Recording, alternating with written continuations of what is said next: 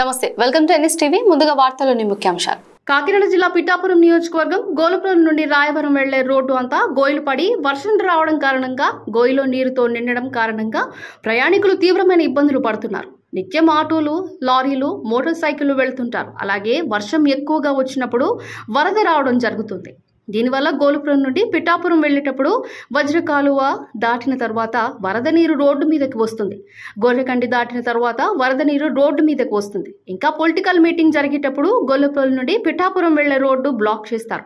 అటువంటి సమయంలో గొల్లపురం నుండి రాయవరం వెళ్లే రోడ్డు మీదుగా కాకినాడ, రాజమండ్రి వెళ్లే వాహనాలు ప్రయాణం చేస్తాయి. అందుకుగా ఈ రోడ్డు అందరికీ అవసరం. అందు నిమిత్తం త్వరగా ఈ రోడ్డు బాగు చేయాలని ప్రజలు, నాయకులు కోరుతున్నారు.